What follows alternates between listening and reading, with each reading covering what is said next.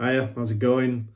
So this is a timeline of my musical journey, and I just wanted to talk through what's happened to get me to where I am today and what I'm planning to do in the future. So as you can see on the timeline, I've mapped it starting in 1999 all the way through to 2026. And the reason why it starts in 1999 is because that was the year that I quit brass bands. I've been playing in brass bands since I was seven or eight. So from 1979. So this journey is bizarre because it's, when I look back on it like this, it's in very specific blocks of time, which wasn't intentional, but it's just the way it's ended up. It's really, really strange. So I had 20 years in brass bands, finished up pretty much at the top, British national champion, playing with the best brass band in the world, did a bunch of stuff. I've talked about that before, and it's on my website in the bio section, so I don't really want to talk about all of that. But what happened in 1999, and the reason why I quit brass bands, is because I'd fell out of love with the music. I'd lost my mojo, and I'd had enough of brass bands, and I'd had enough of playing in them. So I just decided enough was enough, and I quit at the top, basically. So when I was playing in the brass band, I was playing a cornet, which is a shorter version of the trumpet. And what happened was, the band that I played for, it was their trumpet, so their cornet. So I had to give it back when I left. So 1999, gave the cornet back, and I bought a very cheap trumpet off a guy in Todmorden for 100 quid. And when I went in to buy it, he had a gun on the table. No idea why. It was a very, very strange guy, but trumpet player, and bought the trumpet off him, and it's that one that's there at the top. It's a Rudy Muck. Never heard of it before, but it was a trumpet, and it got me going, and I sort of played it every now and again. But pretty much for 10 years, I didn't do anything. I quit music. I told myself that was it. I was done with my music, and I did other things. So for those 10 years, basically, I focused on my career, found the woman who is now my wife. We got married. We had our first and second kid, and in those years, we just did life, and there was no music in it. It was a nice, refreshing change for me, because I've been doing music since, like I say, for 20 years, from when I was a kid. So I got to go all the way through the that time without any distractions, and just really focus on setting my life up and my family's life up and all those sort of things. Anyway, by the time I got to 2009, the music came back into my life. It came out of nowhere. I can't really explain it, but one day I just felt like my love for making music had returned, and I knew that I needed to buy a trumpet, get serious, and start to learn how to play again, and back into making my own music. Only this time I wanted to play jazz. So I'd played classical up to that point, orchestral, and that's all I'd ever known. I was classically trained. I had, professional lessons from some of the great musicians around where I lived, and I'd never played jazz, but I love jazz, and my dad always loved jazz, and it was just the path that I wanted to go down. So 2009, at the time, I was working in a bank, and I was gonna stop working in the bank and become a professional music teacher. And for that, I needed a professional trumpet. Anyway, so I went out, bought a trumpet, which is the Cannonball, the one I play now.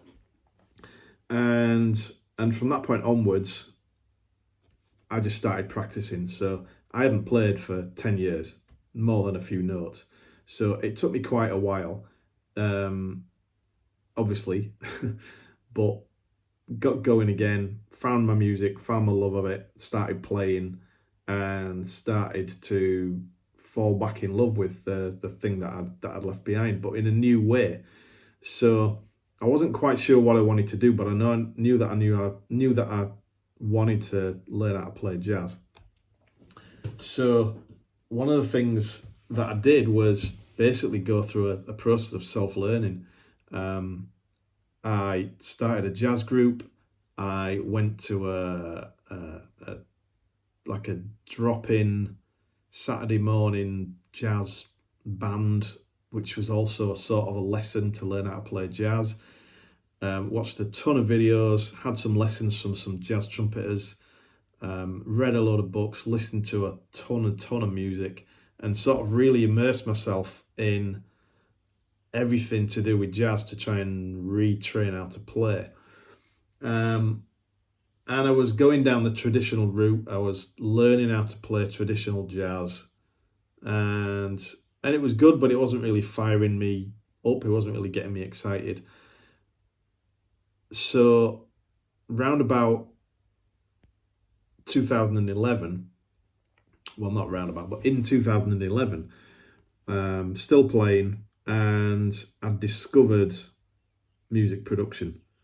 I've discovered SoundCloud. I've discovered Bandcamp. Is it not Bandcamp? What's it called? Yeah, Bandcamp. Yeah, I've discovered Bandcamp, and I was making some very basic recordings, using the microphone in the Mac that I had at the time, and putting them out on SoundCloud. And these were, what I look back on now, they were pretty much free improvisation trumpet pieces with some MIDI in there as well. So as the diagram is showing, from 2009 onwards, it was basically about learning to be a better free improviser and a better trumpeter, getting more professional, to get myself to professional standard as a jazz trumpeter. That was where I was at with my head.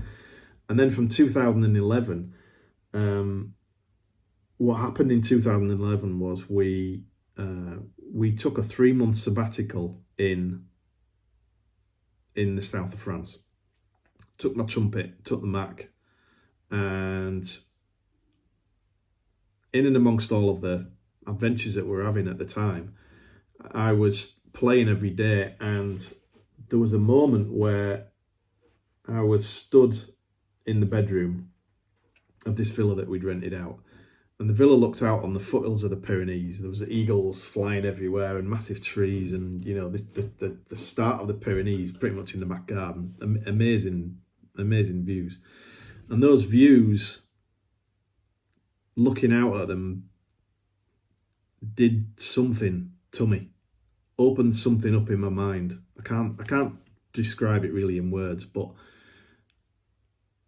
while I was playing, I was looking out the window at this view, at the mountains and the huge trees and the eagles and whatever else, and I could hear music in my head based on what I was seeing. Now, thinking back on it now, that was some sort of synesthesia that had been triggered by an extreme period of being relaxed, and what it sort of told me was to stop thinking in terms of what I'd known before and just be free and go with the flow. So that's exactly what I did. So I thought, right, okay, so I'll stop trying to play how I've been learning. I'll stop trying to play traditionally. I'll stop thinking about key signatures, time signatures, tempos, and I'll just play what I feel. I'll try to put into music what I'm hearing in my head based on what I'm seeing. And because I've got perfect pitch, I can hear and know what notes to play. I don't have to write them down, which made it a damn sight easier. So from that point onwards, I discovered my sound, which I now know was free modal jazz. And if you're not sure what modal jazz is, then look up anything to do with Miles Davis kind of blue. There's some information about that there. That'll tell you what it's all about. And free modal jazz basically is free jazz in a modal style. So free of everything, free of tempo, free of, any specific boundaries, but done in a modal style. So from that point onwards, I'd found my sound. I'd found my own unique, authentic way of playing the trumpet. And those 2 years since 2009 basically had got me to that point. So from that point onwards, between then and 2019, which was sort of the next milestone really, those next 8 years were basically about refining my sound, getting better at music production, and the music production continues. I'm still getting better at it. There's still loads I can learn. I'm still really, really new to all of it. And I spent years just making music and putting it out on SoundCloud. Some of it just trumpets, some of it was electronic stuff, some of it was nothing to do with jazz, some of it was, just like house tunes or whatever. DJ sets almost. But it was all music and it was all me, it was all authentic, it was all based on what I was feeling, and none of it was written down, none of it was scored. All of it was based on feel, and all of it was based on what I was seeing or hearing or feeling, and then expressing that in music. So it was like the purest form of expression, if you like. So then 2019, I reached a point where I decided that I wanted to start taking the music seriously. I was coming up on 50, and I was trying to think about what comes next and trying to think about where to take my music. And I wanted to take it seriously and treat it like a business and try and generate some real revenue from my music, as well as enjoying the act of making the art. I wanted to try and have it as a revenue stream. So that all started in 2019. Been making music since 79, but ironically, in 2019, it's like I say, it's completely bonkers that it was like 20 years from when I started to when I quit brass bands, and then 20 more years from when I quit brass bands to when I started taking it seriously and set up my business. So in 2019, 40 years pretty much to the day after I started playing, I Am Foggy Music was born. Set it up as a business in France. It's a legal entity, pay taxes on it, makes money, it's got bank account, everything. It's a business in its own right. I'm a self-employed musician. In France terms, it's a micro-entrepreneur. And that was the next stage of my musical journey. That was where it sort of started to take a turn. So from that point, I started getting into collaborations with other musicians, and there's some areas on my website you can see, and I'll put them here in the video so you can see what I've been doing. But I've done a bunch of stuff with people on YouTube for making some soundtracks for their videos. I've done a bunch of singles which were collaborations which we put out, and I've done a bunch of collaborations on some sound packs which are also on my website, which I'll put in here as well. And I also most recently have done a collaboration on an album, which has led to me forming a band with these two other musicians. And aged 50, I'm just about to have my first ever solo label release. Not solo, because as a solo artist, but as in nothing to do with the bands, the brass bands, because I had loads of label releases in the 90s, but as part of a 28-person British brass band. So me as the the professional musician with my own business, this is the first label release of this version of me, if you like. So I'm immensely proud of that, and it goes to show that age is just a number. And anybody that thinks, you know, at aged 50 you should be over the hill and, you know, off wandering around in a wheelchair or something, you know, think again. Absolutely, absolutely no chance. I am literally just getting started, you know. So super excited about that, super motivated by it. And really the theme from 2019 onwards was to just keep improving and keep moving forward, trying to improve all the time, trying to make sure that everything I'm doing is going in the right direction and that I keep improving every day, every month. And where I am this year is better than where I was last year. And that I think intentionally about the things that I do and the music that I make and the decisions that I make. Still do it from an artistic perspective, but do it in the sense of this bigger picture that we're seeing in this whole journey.